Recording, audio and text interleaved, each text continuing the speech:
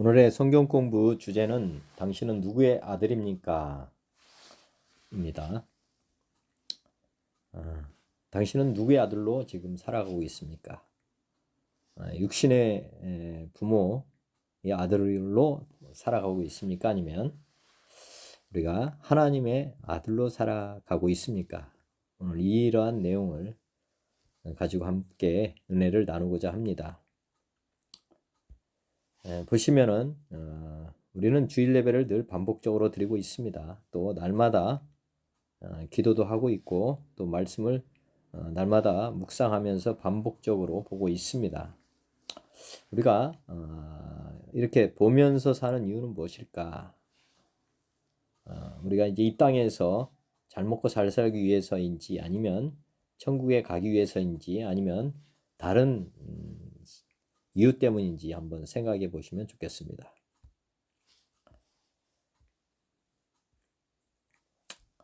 찬송하는 324장 예수 나를 오라 하네입니다. 예수 나를 오라 하네 예수 나를 오라 하네 어디든지 주를 따라 주와 같이 가려네 주의 인도하심 따라 주의 인도하심 따라 어디든지 주를 따라 주와 같이 가려네 겟세마네 동산까지 주와 함께 가려 하네 피땀 흘린 동산까지 주와 함께 가려네 주의 인도하심 따라 주의 인도하심 따라 어디든지 주를 따라 주와 같이 가려네 심판하실 자리까지 주와 함께 가려 하네 심판하실 자리까지 주와 함께 가려네 주의 인도하심 따라 주의 인도하심 따라 어디든지 주를 따라 주와 같이 가려네 주가 크신 은혜 내려 나를 항상 돌보시고 크신 영광 보여주며 나와 함께 가시네 주의 인도하심 따라 주의 인도하심 따라 어디든지 주를 따라 주와 같이 가려네 아멘. 자, 서론입니다. 당신은 누구의 아들로 태어났습니까? 저는 농부의 아들로 태어났습니다. 어려서부터 농사일을 보고 또 하며 살았습니다. 지금도 농촌에 가면 농부들의 삶이 보이고 도시보다 마음이 편안합니다. 이유는 제가 농부의 아들로 태어나서 그 농부이신 아버지와 함께 동고동락하면서 살아왔기 때문입니다. 누구를 닮느냐 하는 것은 누구와 함께 사느냐와 관련이 되어 있습니다. 당신은 지금 누구를 닮고 있습니까? 한번 생각해 보시면 좋겠고요. 당신은 하나님의 아들, 딸로 태어났습니까? 태어나지 아니하였다면 성경대로 믿고 하나님의 아들로 태어나십시오. 육신의 부모는 자녀들에게 선택권이 없습니다. 그렇죠? 우리는 부모에 의해서 그냥 태어났습니다. 그런 누구도 부모를 결정할 수 있는 것은 아니다 하는 것을 생각해 보시면 되겠고, 그러나 하나님은 자비로우셔서 누구에게나 하나님을 자기 부모로 선택할 수 있는 권리를 주셨습니다. 물론 하나님께서는 우리가 인정하지 않지만은 하나님은 우리의 아버지십니다. 사실은. 그렇지만 우리가 죄로 말미암아서 이렇게 분리되면서 우리가 고아처럼 지금 살아가고 있는 상태입니다. 이 상태에서 우리가 하나님께 돌아가는 것, 탕자가 집으로 돌아가는 것처럼 이 돌아가는 것이 이제 선택권이라고 보시면 되겠습니다. 이렇게 하나님께 돌아가는 것, 이게 이제 하나님의 아들로 다시 살아가는 것, 이것이 이제 하나님께서 우리에게 주신 선택권이다 이렇게 보시면 되겠고, 이 선택권을 행사할 수 있도록 불신자들에게 전해주는 것이 복음의 핵심 내용이다 이렇게 보시면 되겠습니다. 하나님을 나의 부모로 믿고 살겠다고 선택권을 행사를 하면 누구나 하나님의 자녀로 태어나게 됩니다. 이렇게 좋은 선택권이 우리에게 있다는 것을 생각해 보시고, 아직까지 선택권을 행사하지 않았다면은 한번 꼭 조만간에 꼭 선택하시기 바랍니다. 하나님의 아들로 태어나는 것은 이 말씀의 근거에서 보시면 됩니다. 사도행전 2장입니다. 37절, 그들이 이 말을 듣고 마음에 찔려 베드로와 다른 사도들에게 물어 이르되, 형제들아 우리가 어찌할꼬 하거늘. 베드로가 이르되, 너희가 회개하여 각각 예수 그리스도의 이름으로 세례를 받고 제사함을 받으라. 그리하면 성령의 선물을 받으리니 이 약속은 너희와 너희 자녀와 모든 먼데 사람 곧 주 우리 하나님이 얼마든지 부르신 자들에게 하신 것이라 하고, 또 여러 말로 확증하며 권하여 이르되 너희가 이 패역한 세대에서 구원을 받으라 하니. 하나님의 자녀가 되는 방법은 간단합니다. 사실은 베드로가 이르되 너희가 회개하여 각각 예수 그리스도의 이름으로 세례를 받고 제사함을 받으라. 그러면 성령의 선물을 받으리니, 이 성령의 선물을 받는 순간 우리는 하나님의 자녀로 택함을 받게 됩니다. 하나님의 자녀가 되는 것입니다. 그런데 이 약속은 너희와 너희 자녀와 모든 먼데 사람, 이방인들까지 다 포함해서 이렇게 선물을 받게 하신다고 기록을 하고 있습니다. 그래서 곧 주 우리 하나님이 얼마든지 부르신 자들에게 하신 것이라 하고, 하나님의 자녀가 되는 데는 제한이 없습니다. 우리 하나님께서는 이 관대하시고 긍휼이 풍성하시고 사랑이 많으신 하나님이시기 때문에 누구든지 하나님의 자녀가 될 수 있다 약속해 주신 것입니다.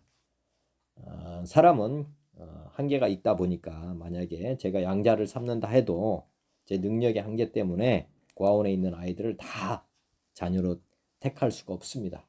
그렇지만 하나님은 전지전능하실 뿐만 아니라 창조주시기 때문에 하나님을 믿기로 하는 모든 사람들을 다 자녀로 선택해 주신다. 이것이 은혜이고 복음입니다. 회개하고 복음을 믿으시겠습니까? 믿지 않고 계시다면 지금 이 기도를 한번 드리시기 바랍니다. 하나님이 우리의 창조주시며 나를 낳으신 분이심을 믿지 않고 이때까지 고아처럼 살아온 죄를 회개합니다. 나의 죄를 대속하시기 위해 예수님이 십자가에 죽으시고 부활하셨음을 믿습니다. 이제부터 하나님을 나의 주, 나의 하나님으로 믿겠습니다. 제 안에 들어오셔서 영원히 하나님과 함께 살게 하여 주옵소서. 예수님의 이름으로 기도드립니다. 아멘. 이 기도를 진심으로 하나님 앞에 드린다면 하나님께서는 당신을 자녀로 택해 주십니다.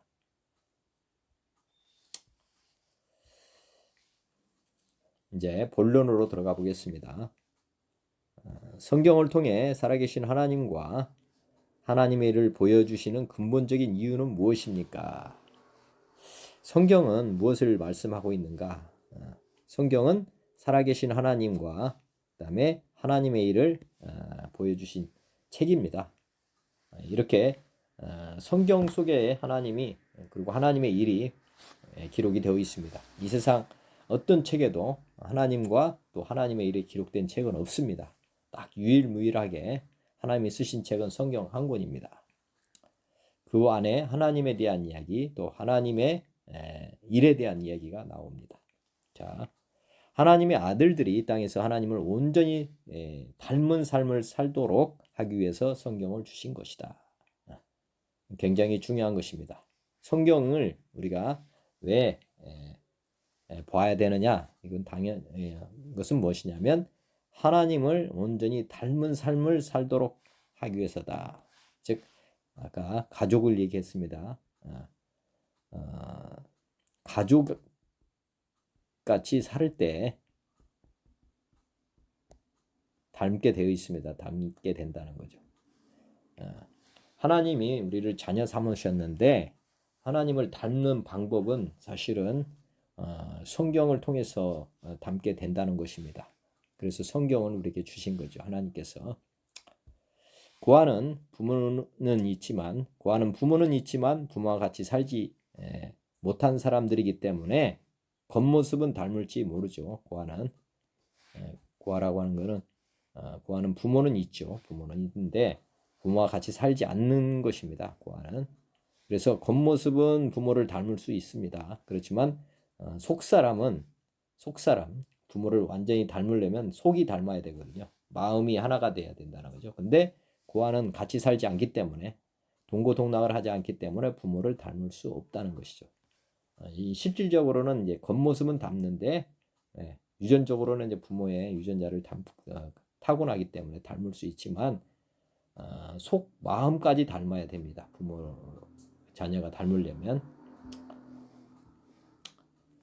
만약에 당신이 하나님과 같이 살지 않고 있거나 이건 하나님과 같이 살지 않는 사람은 불신자와 성령 하나님으로 거듭나지 않은 자가 이제 여기에 해당되는 부류입니다.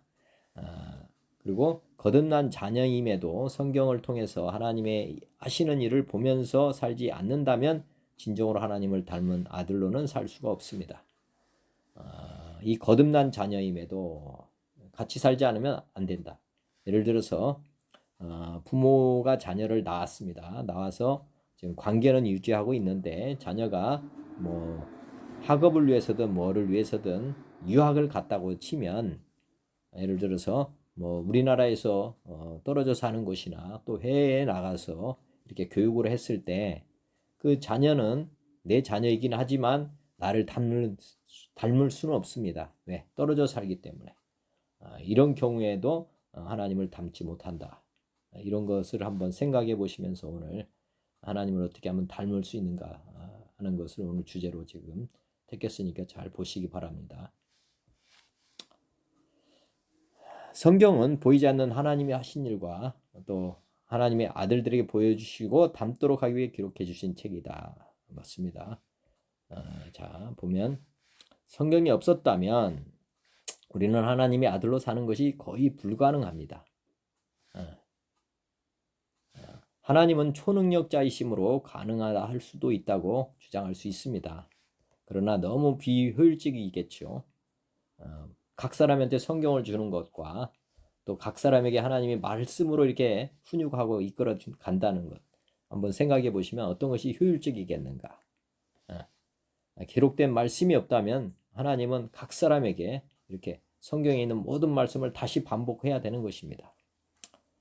굉장히 비효율적이죠. 또 매일매일 하나님이 말씀하신다면 맨날 잔소리하시는 하나님으로 여기게 될 것이며 또 하신 말씀을 우리가 기억하지 못함으로 말미암아서 다 잊어버리고 살게 될 것입니다. 그러면 하나님 닮을 수 있는 길이 없죠. 자, 그래서 성경이 중요한 것입니다. 구약은 삼위 하나님께서 함께 하신 일을 함께 역사하신 일을 기록으로 나타내주고 있습니다. 구약 성경은 삼위 하나님께서 함께 역사하사 하신 일을 보여주시고 있다.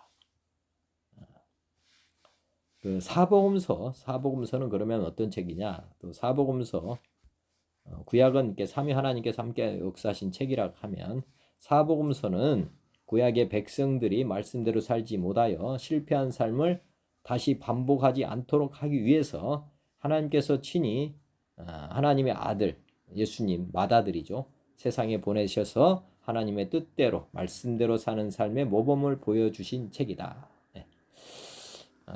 구약도 사실 하나님의 백성들이 사는 삶이었지만은 다 그렇게 살아가지 못했습니다. 살아가지 못해가지고 결국은 포로로 잡혀가고 멸망에 이르게 된 것인데, 하나님 말씀대로 살았다면 그런 처지가 안 됐을 것입니다. 그런데 그런 말씀대로 살지 못했습니다. 즉 하나님을 닮는 삶을 살지 못했다, 이것입니다. 그래서 사복음서는 하나님을 닮을 수 있도록 하시기 위해서 예수님을 이 땅에 우리에게 보내주셨다. 이게 사복음서다는 것입니다. 그 다음에 신약의 사도행전 이후 서신서는 성령으로 거듭난 제자들이 하나님의 아들인 예수님과 같이 동고동락하면서 배우고 경험했던 것, 즉 삼중사역들을 세상에서 다시 행하며 경험했던 것들을 우리가 예수님을 따르며 살 때 시행착오하지 않도록 하기 위해 기록한 책이다. 즉 예수님의 제자들이 예수님을 따라 행동하면서 경험했던 것들을 우리에게 노하우를 전해준 책이 바로 서신서다. 사도행전 이후에 이 서신서는 어떻게 하면 예수님의 하나님의 아들들로 살 수 있는지에 대한 비결을 우리에게 전수해 준 책입니다. 예수님의 제자들을 따르라고 하는 책이 아니고, 예수님을 어떻게 하면 잘 따르고 예수님을 얼마나 잘 닮은, 하나님을 닮은 삶을 살 수 있는가 하는 비법을 알려주는 책이 서신서다, 이렇게 보시면 되겠습니다. 성경 중에서 사복음서는 매우 중요하다. 성경을 주신 이유는 하나님을 닮은 아들로 살도록 하기 위해서 주신 것입니다. 근데 사복음서는 모범적인 하나님의 아들의 삶의 모습은 바로 예수님의 삶입니다. 예수님은 하나님의 아들의 모습이고 정석의 삶입니다. 이거를 잊으시면 안 됩니다. 그래서 사복음서는 우리가 늘 바라보고 또 묵상하면서 지내야 되는 것입니다. 우리가 거듭난 하나님의 아들들이 하나님의 아들로 사신 예수님처럼 살기 위해서는 특별히 사복음서를 통해서 예수님이 하신 일들을 많이 바라봐야 합니다. 그래야 예수님처럼 행동할 수 있게 됩니다. 즉 닮은 행동이 나오기까지 우리가 사복음서를 봐야 된다는 것입니다. 자녀는 함께 사는 부모를 닮게 되어 있습니다. 예수님은 천국에서 하나님과 함께 사셨다고 기록하고 있고, 하나님이 하시는 일을 보았고, 그래서 나도 이 땅에서 하나님의 일을 본대로 따라 행한다고 말씀하셨습니다. 즉 예수님은 철저히 하나님을 닮은 삶을 우리에게 보여주셨다고 기록하고 있습니다. 우리는 하나님을 통해서가 아니라 이제는 하나님의 일을 보고 자란 하나님의 아들 예수님 맏아들을 통해서 하나님의 아버지를 닮아가게 되어 있습니다. 그래서 사복음서가 중요한 것입니다. 아들 예수님을 통해서 하나님을 이제 닮아가는 것이죠.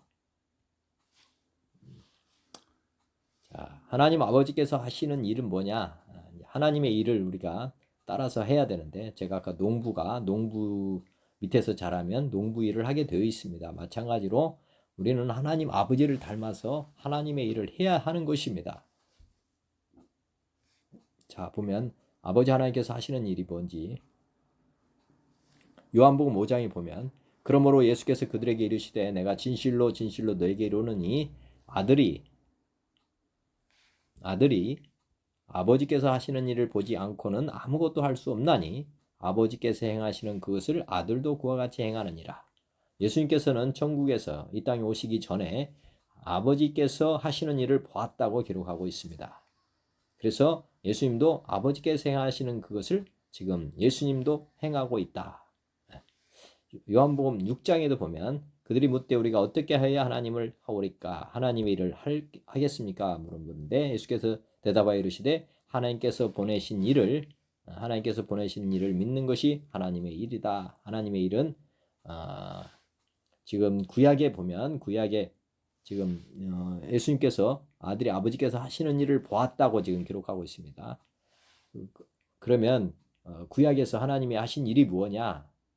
천상에서 볼 때 아들 예수님이 아버지 하시는 일을 보니까 이스라엘 백성들을 구원하는 일을 하셨던 거예요. 그것을 천국에서 보고 있었던 것이고 이 땅에 오셔가지고는 아들 하나님도 이 일을 한 것입니다.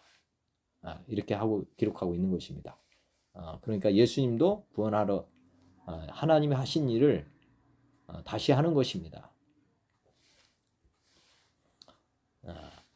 요한복음 6장에도 보면 38절 내가 하늘에서 내려온 것은 내 뜻을 행하려 함이 아니요 나를 보내신 이의 뜻을 행하려 함이다. 나를 보내신 이의 뜻은 내게 주신 자 중에 내가 하나도 잃어버리지 아니하고 마지막 날에 다시 살리는 이것이니라. 내 아버지의 뜻은 아들을 보고 믿는 자마다 영생을 얻는 이것이니 마지막 날에 내가 다시 살리리라 하시니라. 아버지의 뜻은 구원이라는 것입니다. 그리고 아들의 뜻도 구원이라는 것이죠.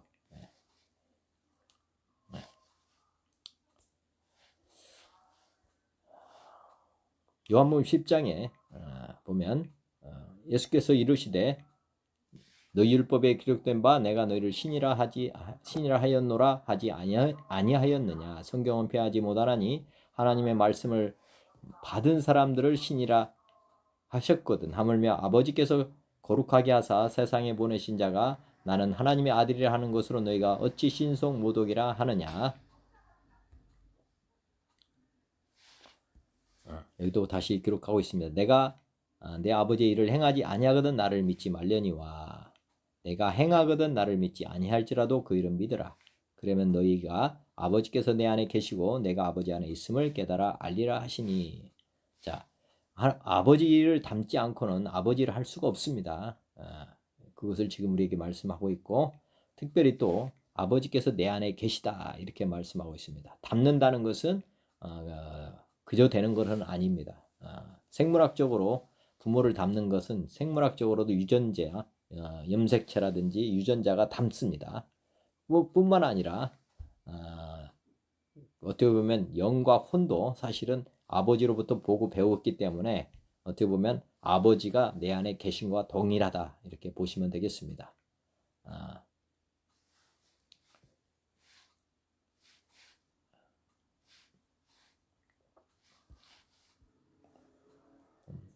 우리가 늘 예수님을 바라봐야 하는 이유는 무엇인가 기록되어 있습니다. 히브리서 12장 2절에 보면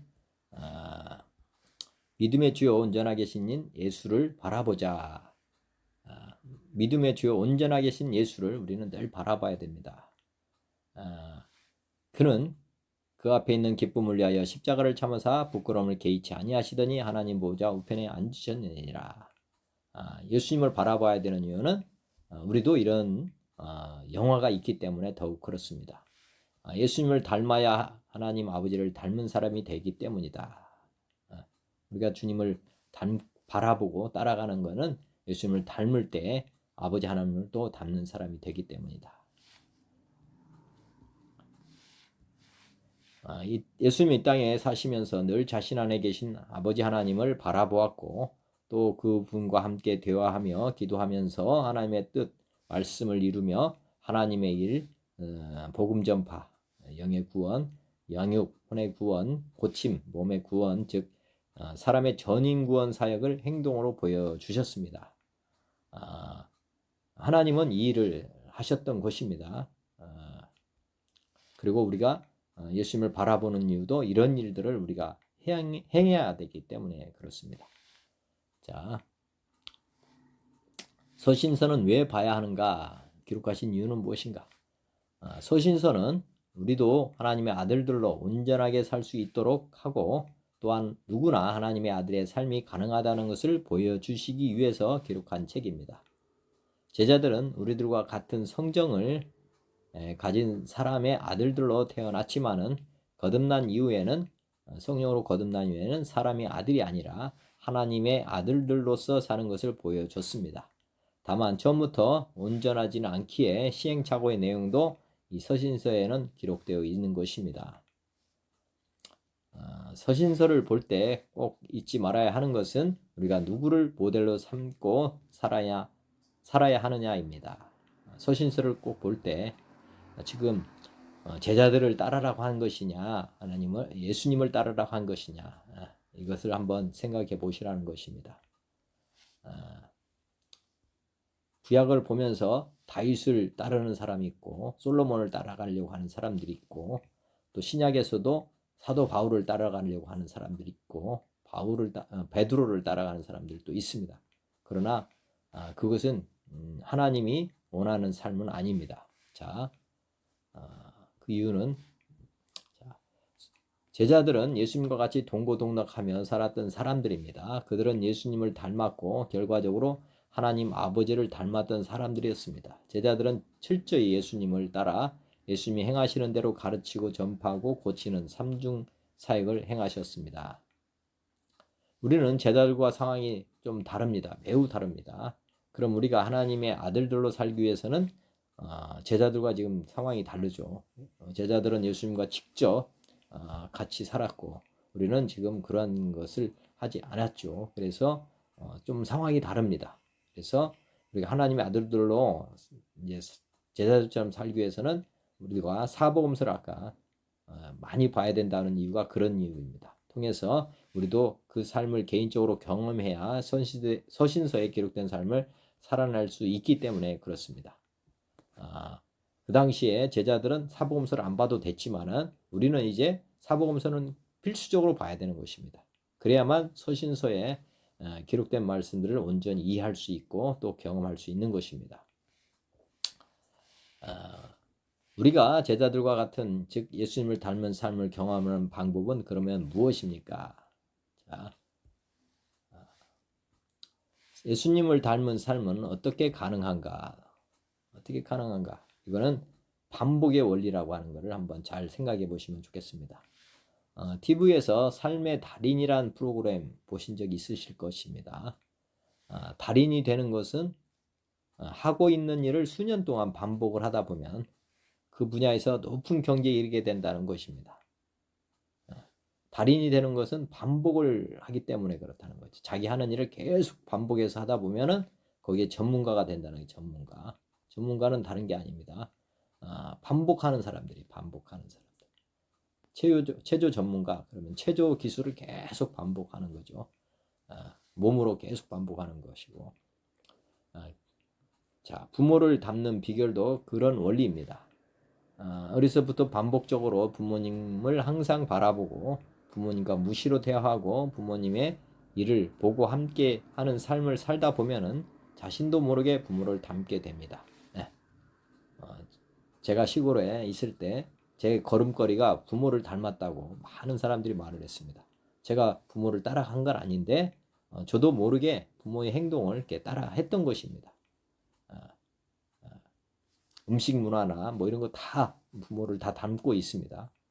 그래서 나중에 결혼해서 다시 살더라도 부모의 영양대로 먹는 음식을 또 만들어서 또 먹고 하니까 또 이렇게 닮아가는 것입니다. 이 반복의 원리라고 하는 것 한번 잘 생각해 보시면 성경도 이 반복의 원리로 하나님의 아들들이 되도록 하고 있습니다. 이 반복의 원리 한번 보시면은 구약 성경을 보면은 광야 40년 동안 이스라엘 백성들에게 하나님이 함께 살고 계심을 반복적으로 보여주시고 하나님이 살아 계심을 경험하게 해주셨습니다. 그것도 반복적으로 경험하게 해주셨죠. 그 중에 이제 대표적인 게 만나, 그 다음에 불과 구름 기둥. 광야 40년 동안 불과 구름 기둥은 성전에서 떠나질 않았고 만나도 40년 동안 아침에 계속 내렸죠. 주일을 제외하고는 매일 이렇게 만나를 보내주셨습니다. 그리고 십계명의 돌판을 기록해가지고 그 말씀은 항상 가지고 다니게 하셨고 또 아침 저녁으로 매일 성전에서 하나님을 예배하는 제사를 드리는 삶을 명령하셨습니다. 그래서 이스라엘 백성들은 매일 하나님의 예배하는 삶을 살았던 것입니다. 반복을 이렇게 해서 이스라엘 백성들이 광야에서 하나님을 믿는 사람이 된 것입니다. 광야에서 이 사람들은 반복을 통해서 하나님의 임재를 늘 의식하고 살았습니다. 그렇지만 이제 그 광야 생활하면서 남겨놓은 것이 뭐냐면 증거궤하고 성전입니다. 약속의 땅 가나안에 들어가서 이 이제 제자들의 삶은 그 후손들의 삶은 어떻게 살아야 되는지, 자, 하나님을 경험한 세대들이 이스라엘 후손들에게 하나님이 늘 함께 하고 계시다는 것을 잊지 않도록 반복 교육을 할 수 있도록 하나님께서 의도적으로 이 땅에 남겨주신 신앙교육의 도구는 바로 증거궤와 성전입니다. 증거궤와 성전을 통해서 하나님의 살아계심, 하나님이 우리의 주권자 되시고 우리의 생명에 우리를 도우시고 지키시고 우리를 위해서 싸워주시는 분이라 하는 것을 이 증거궤와 성전이 되는 것입니다. 불교 신자들이 부적을 가지고 다니고 부적을 여기저기 붙이고 하는 이유도 이런 동일한 반복의 원리가 사람들에게 작동하기 때문에 그렇습니다. 매일매일 하나님이 이스라엘 백성들과 함께 하심을 의식화하는 훈련을 하게 함으로써 광야 40년 동안은 다른 것이 아닙니다. 하나님이 함께 하심을 의식화하는 훈련을 하게 한 것입니다. 훈련, 의식화. 그러면 어느 순간 삶 속에서 하나님을 무의식적으로 인식하며 살도록 교육하신 것입니다. 초보 운전에서 벗어나려면 운전 연습을 반복적으로 하면은 쉽게 말하면 초보 딱지가 떨어지는 것입니다. 마찬가지로 하나님께서는 이런 임재의 훈련을 계속하게 하심으로써 하나님이 동행하고 있다는 것을 이스라엘 백성들에게 가르쳐 주신 것입니다. 이 반복의 원리라는 거죠. 그렇지만 이 백성들, 그 후손들은 실패했습니다. 이유는 보면 약속의 땅 가나안에 들어간 이스라엘 백성들, 40년 동안 경험적으로 하나님을 닮아갔던 백성들이 광야 생활을 경험하지 못한 후손들에게 성전 중심의 예배와 예배의 삶과 광야에서 증거를 주신 증거를 담은 증거궤를 통해서 하나님께서 이스라엘 백성들의 삶의 중심이시고 항상 함께 하시는 살아계시는 하나님이심을 의식화, 반복 교육을 하지 않게 될 때와 같은 삶이 되어 결국 하나님을 닮지 못한 삶을 살게 되고 탕자와 같은 삶으로 끝난다는 것, 즉 포로 생활로 끝이 난다고 하는 것이 구약 성경이 우리에게 주시는 교훈입니다. 반복 교육을 하지 않으면 결국은 이스라엘 백성들이 망했던 것처럼 다 망하게 된다는 것입니다. 이스라엘 조상들이 반복 교육의 중요성을 망각하여 일어난 재앙이라는 것이죠. 하나님이 증거궤를 주시고 성전을 이렇게 이스라엘 한 중심에 이렇게 세우고 그다음에 거기서 예배를 이렇게 드리는 이 삶은 하나님을 임재 연습, 하나님의 임재를 훈련하도록 하기 위해서 만들었던 것인데 하나님은 없고 그냥 어떻게 보면 형식만 남아서 종교 생활로 전락을 해버린 거죠.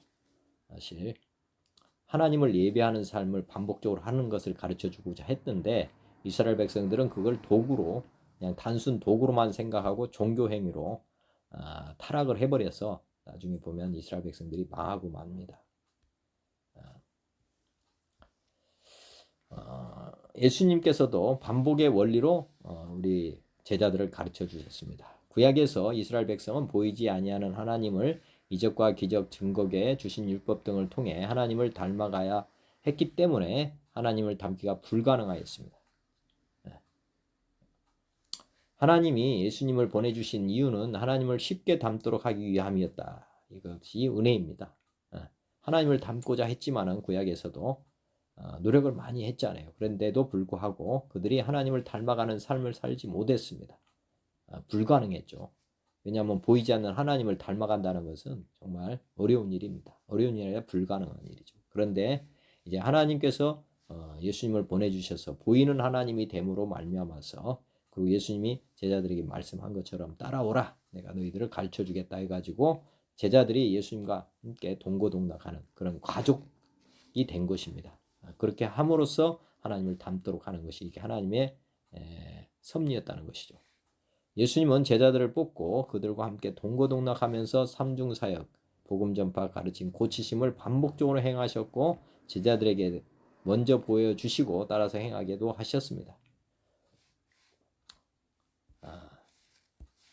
제자들은 3년 동안 예수님을 따라다니면서 하나님의 아들의 삶을 보고 하나님 아버지를 알게 되었으며 하나님을 닮게 되었습니다.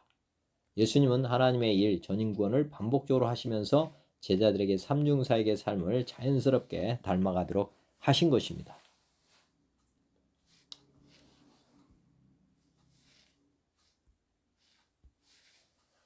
자, 구약의 증거계와 같이 하나님은 살아계신 하나님이시고 함께 하시는 분이심을 믿도록 예수님을 닮도록 그리고 쉽게 예수님을 따라갈 수 있도록 십자가의 죽음과 부활을 그 증거로 남겨주셨습니다.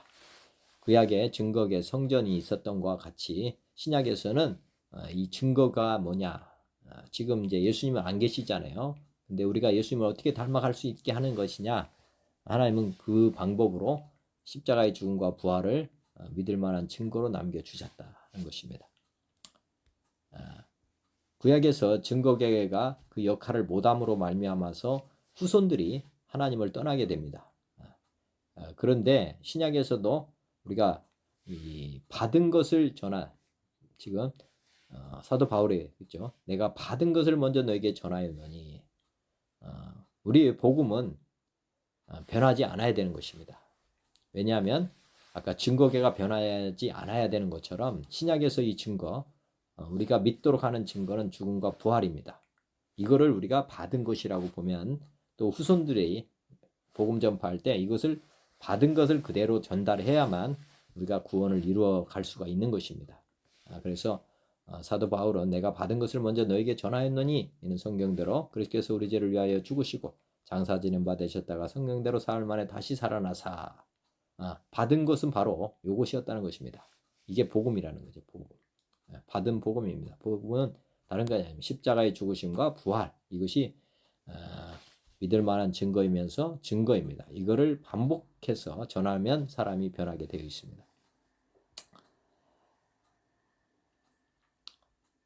자, 영의 구원이라고 하는 것, 구원이라고 하는 것은 크게 세 가지로 분류할 수 있습니다. 사람은 영과 혼과 육으로 되어 있는데 영의 구원이라고 하는 것은 방금 전해드린 그 십자가의 죽으심으로 우리 죄를 대속하시고 부활하신 예수님을 주인으로 영접하는 것이 구원의 길입니다. 영원 구원입니다. 구원은 십자가의 죽으심과 부활을 믿을 때 일어나는 사건이지 다른 것으로는 구원을 얻지 못합니다. 복음은 변치 아니하므로 이 복음을 우리가 전하고 반복적으로 전해야 됩니다. 무엇을 반복하느냐에 따라서 우리가 지금 하나님이 원하는 방법으로 사람을 구원할 수도 있고 다른 구원을 못할 수도 있는 것입니다. 여기서 다른 것으로는 안 된다. 이 십자가의 죽으심과 부활 이 증거로만 전할 때 사람은 변하게 돼 있다. 구원할 수 있다 하는 것이고요. 자, 혼의 구원도 자 한번 보시면 혼의 구원은 말씀으로 거듭나는 것. 사람은 떡으로만 사는 것이 아니라 하나님으로 말씀으로 사는 것입니다.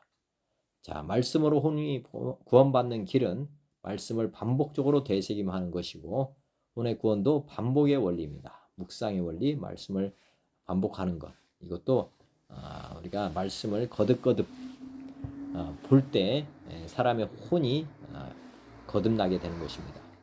반복의 원리입니다. 말씀을 한 번 봐서 되는 것이 아니고 말씀을 계속 머리로 가지 않고 마음으로 마음에까지 새겨지도록 우리가 말씀을 늘 가까이 해야 하는 것입니다.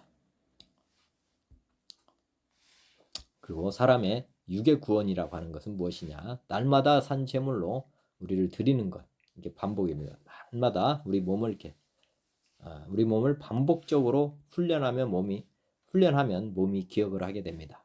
즉 우리가 날마다 산 제물로 우리 몸을 드립니다. 이렇게 반복을 하게 되면 어느 순간 우리 몸이 내 몸이 아니라 하나님께 드려진 몸이라고 하는 것이 믿어지게 되는 것입니다. 이게 육의 구원이다 보시면 되겠습니다. 회개하고 믿으면 영은 구원받게 되고 그 이후 부활하신 예수님을 반복적으로 주님으로 의식적으로 바라보면 어느 순간 하나님이 하나님께서 나의 주인 되심이 무의식적으로 믿어지는 때가 옵니다. 즉 나의 주는 나는 주인이 아니고 주님이 주인입니다. 나의 주는 주님이십니다. 이렇게 주인을 늘 의식적으로 이렇게 고백을 하게 되면 어느 순간 내가 주인이 아니라고 하는 것이 무의식적으로 이렇게 믿어지는 때가 옵니다. 그리고 말씀을 항상 먹으면 먹으며 반복적으로 묵상하면 혼이 구원받게 됩니다. 처음에는 머리에 새겨지지만 더 많이 반복을 하게 되면은 이게 마음에 새겨지는 이 순간이 옵니다. 마음이 변해야만 사람은 변하게 되어 있습니다. 자, 육도 말씀대로 몸을 쳐서 행하도록 반복시킴. 복종을 하다 보면은 어느 순간 몸이 말씀에 자동적으로 반사적인 행동을 하는 순간이 옵니다. 예수님과 같이 말씀이 육신이 되는 것입니다. 초보 운전자가 전문가가 되는 원리이고 어떤 한 동작을 계속해서 하게 되면 어느 순간 몸이 반사적으로 이 행동이 이루어지게 되어 있습니다. 몸이 기억하는 그런 상태가 이제 몸을 주님께 드리는, 그래서 이것이 육의 구원이라고 보시면 됩니다. 이 땅에서 이렇게 해서 우리 몸을 하나님께 자꾸 드리는 훈련을 하게 되면 결과적으로는 나중에 죽어서 부활의 몸을 입습니다.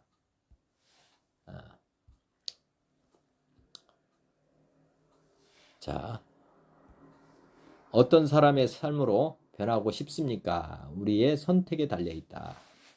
자, 우리가 어떤 사람으로 살 것이냐, 누구를 닮느냐는 우리의 선택에 달려 있다는 것입니다. 사람은 한 번의 행동으로 변하지 아니합니다. 반드시 반복의 원리를 통해서 변하게 되어 있다. 사람이 변하려면 먼저 속사람이 변하고, 속사람이 변하면 마음, 지정의가 변하고, 마음이 변하면 말이 변하고, 말이 변하면 행동이 변하게 되고, 행동이 변하면 습관이 되게 되고, 습관이 반복적으로 되면은 겉사람이 변해서 언행일치의 삶이 되고, 다 이게 보면 이 반복을 해야 되는 것입니다. 처음에 이런 한 가지 행동이 나왔겠죠. 여기까지가 한 가지 행동이 되면 그것을 습관화로 하게 되면, 반복이죠. 습관은 반복이니까 어떤 일을 계속 몸이 체득할 때까지 이렇게 반복을 하다 보면 이제 언행일치의 삶, 겉사람과 속사람이 같은 사람으로 딱 되는 것입니다. 이것이 변화라는 것입니다. 변화는 몸에 나타나기까지 해야만 변화라고 할 수가 있는 것입니다. 하나님께서는 이 원리로 사람이 변화하도록 만드셨다. 이게 중요한 것입니다. 이 반복의 원리로 사람을 변화하도록 해놨다는 거죠. 누구나 예외 없이 이 원리대로 살게 되면 변하게 되어 있습니다. 선한 사람, 악한 사람은 무엇을 반복하느냐에 달려 있습니다. 속사람이 하나님이냐 마귀냐가 선한 사람이 되느냐 악한 사람이 되느냐를 결정하는 기초가 됩니다. 누구를 따라야 되느냐, 하나님이냐 마귀냐. 하나님께서 요나의 표적, 죽음에서 부활을 증거로 남겨주신 이유를 알고 이를 반복적으로 의식하며 살면 반복하는 셈이 되어야 우리도 죽음에서 부활을 보게 됩니다.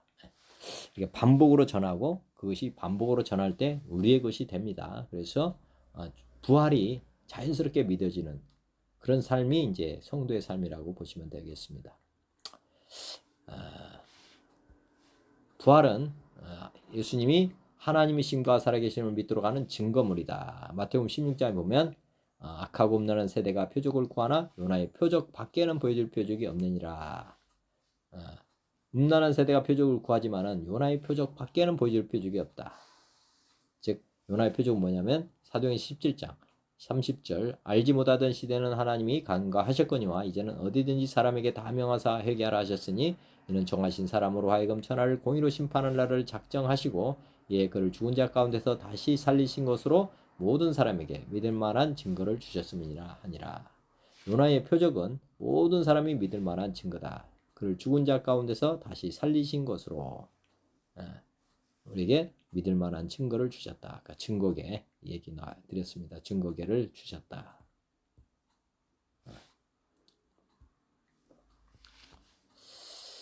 예수님은 누구신가? 우리가 본받아야 할 유일한 하나님의 아들이시고 우리의 모범이다. 예수님은 우리가 본받아야 할 유일한 하나님의 아들이시고 우리의 모범이다.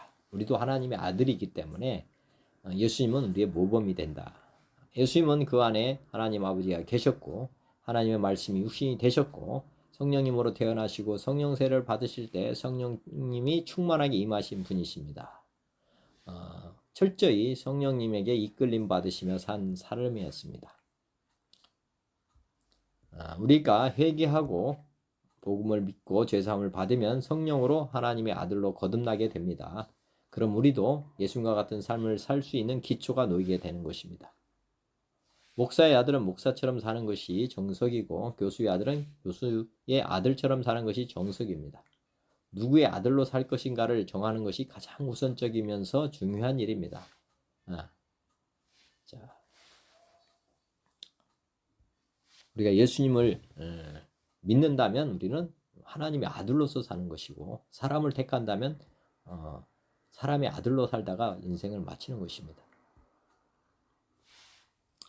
자,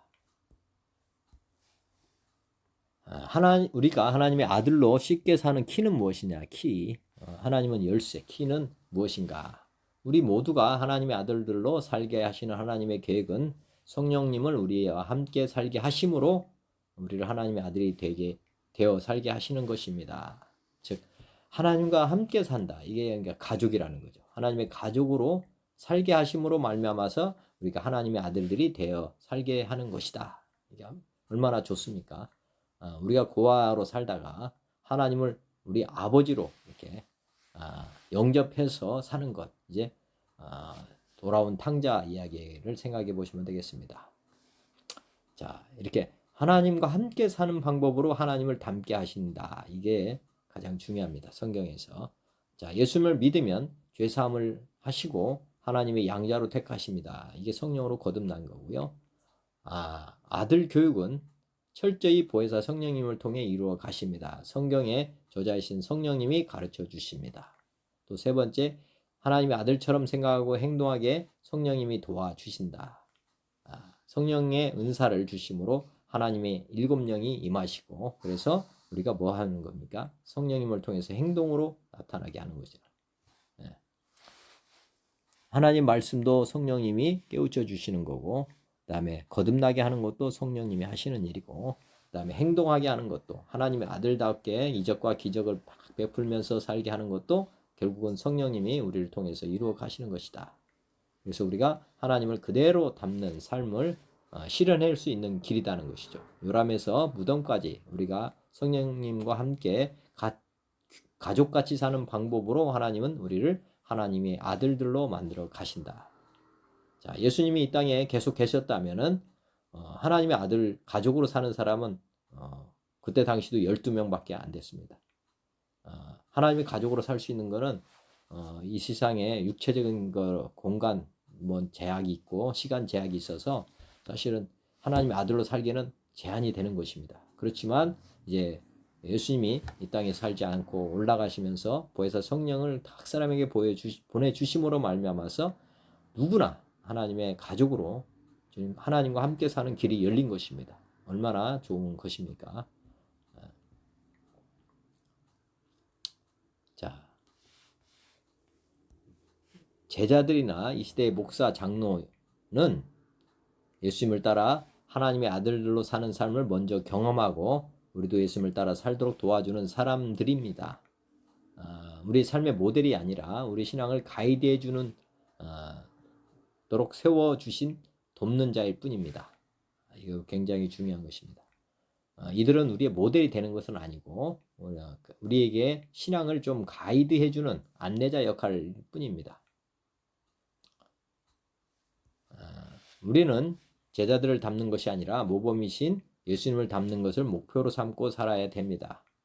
제자들이 우리에게 서신서를 남긴 이유는 자신들을 따르라고 주신 것이 아니라 예수님을 잘 섬기며 따르도록 돕기 위해서 기록한 책이라는 것 잊어버리시면 안 됩니다.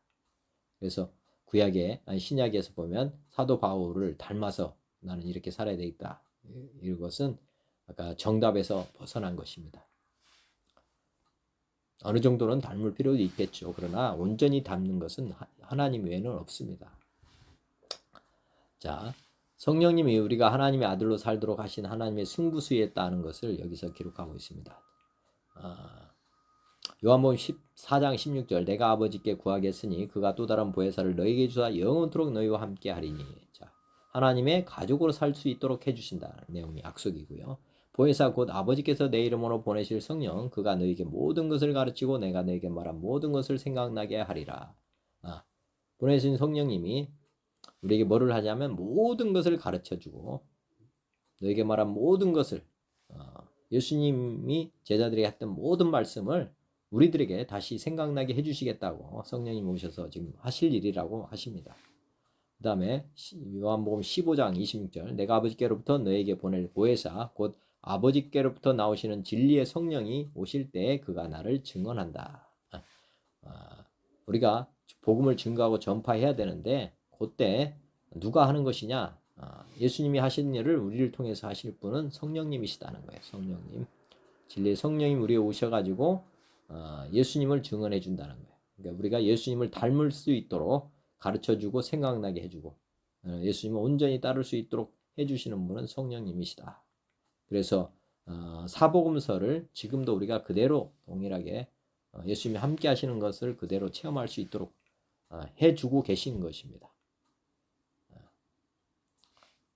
요한복음 16장 7절에도 그러나 내가 너에게 실상을 말하노니 내가 떠나가는 것이 너에게 유익이라. 내가 떠나가지 아니하면 보혜사가 너희에게로 오시지 아니할 것이요 가면 내가 그를 너희에게로 보내리라. 말씀드린 것처럼 예수님이 함께 사신다면은 성령님이 이제 오실 일은 없죠. 그렇지만 예수님이 살아계시면 아까 공간적인 제한 뭐 이런 제한이 되기 때문에 모든 사람, 모든 인류가 하나님의 예수님과 함께 살 수가 없는 것입니다. 그러면 결국에는 소수만 하나님과 같이 사는 그 소수만 12제자와 같이 그런 소수만 하나님을 닮는 것이고 그렇지 않은 나머지 사람들은 닮을 수가 없습니다. 그러면 모두가 구원받는 건 어려운 거죠. 그래서 성령님을 보내주시기 위해서 본인이 떠나가신다 이렇게 말씀하고 있는 것입니다. 이 약속은 우리에게 얼마나 큰 복인지를 말씀해 주고 계시는 것입니다. 그 당시 예수님을 따랐던 많은 무리들한테는 정말 12제자 아닌 무리들은 하나님을 닮을 기회가 없었습니다. 그렇지만 지금 우리는 모두가 다 그런 제자들과 같은 그런 복을 누릴 수 있는 기회를 하나님께서 주셨다는 것을 믿으시기 바랍니다. 자, 우리는 하나님의 아들들입니다. 우리는 하나님 아버지를 온전히 닮은 삶을 살아야 합니다. 우리 예담이는 하나님의 아들 예수님을 온전히 닮은 삶을 살아야 합니다. 하나님 아버지를 닮고 아들 예수님을 온전히 닮아야 합니다. 자, 성령님의 인도하심과 도우심으로 하나님의 아들들로 산 제자들을 이어서 우리도 제자들처럼 예수님과 같은 하나님의 아들로 살아야 합니다. 제자들과 같은 삶이 가능하기 때문에 서신서를 기록으로 남겨주신 것입니다. 서신서가 우리가 하나님의 아들로 살 수 있다는 것을 남겨준 증거입니다.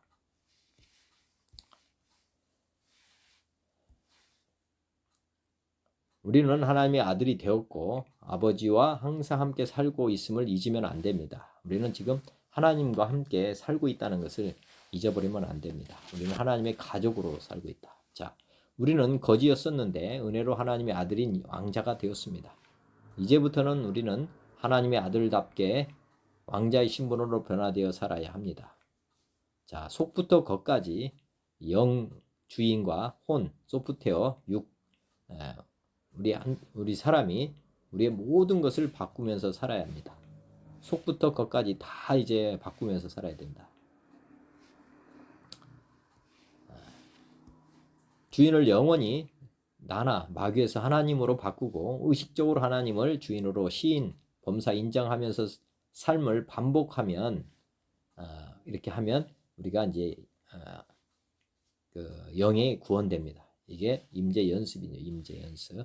그리고 날마다 말씀을 반복적으로 먹고 묵상, 반복적으로 되새기면 마음이 새롭게 변화됩니다. 이게 혼의 구원입니다. 이것도 반복적으로 말씀을 늘 아침 저녁으로 계속 보면 우리가 어느 순간 마음이 새롭게 된다.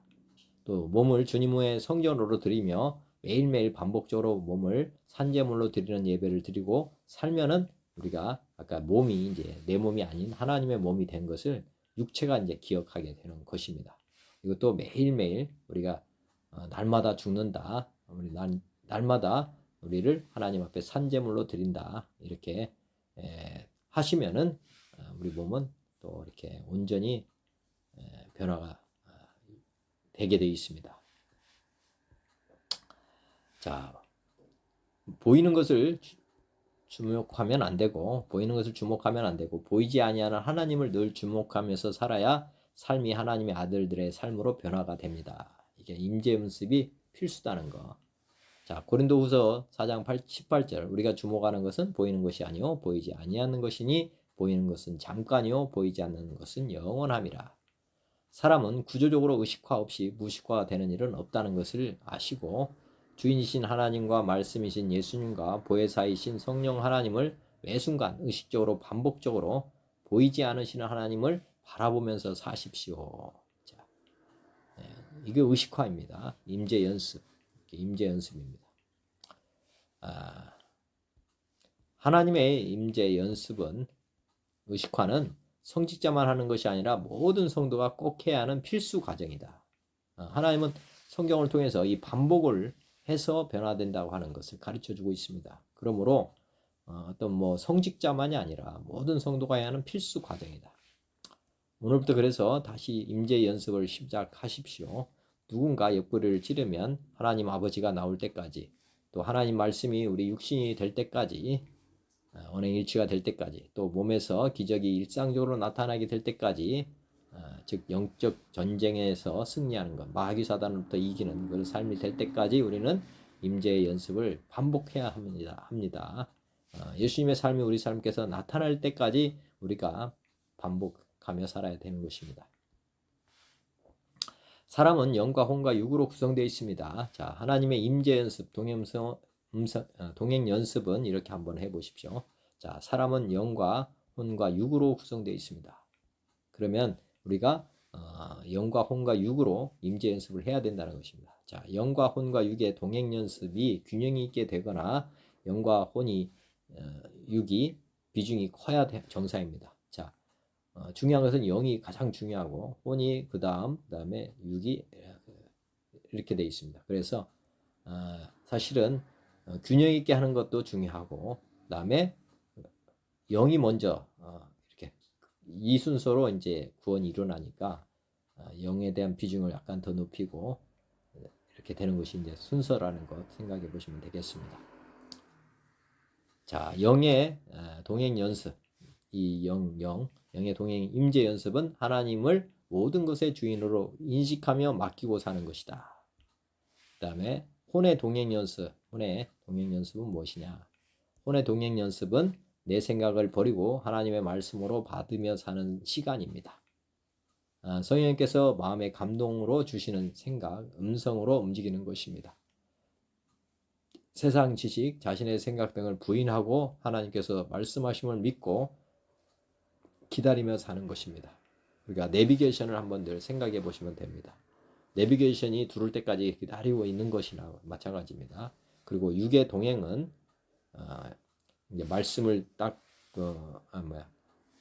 육의 동행 연습, 임재 연습은 하나님의 말씀대로 몸을 순종해서 훈련하는 것입니다.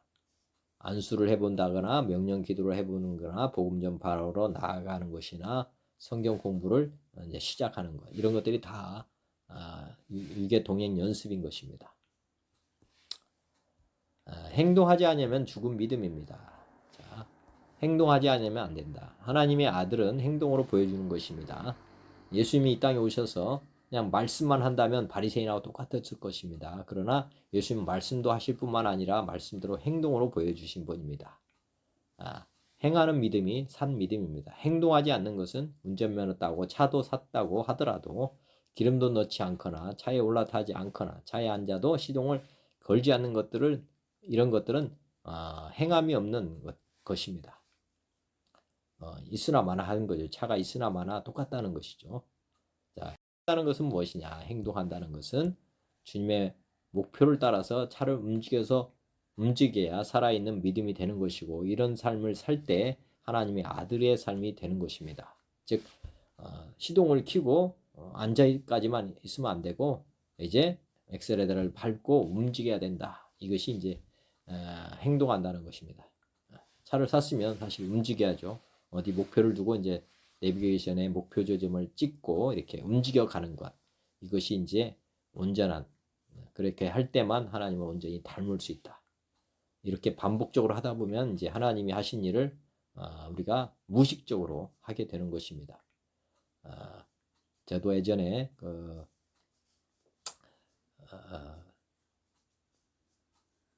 평신도 제자 사역을 한 적이 있었는데 훈련할 때만 이렇게 복음 전파하는 경우가 있었습니다.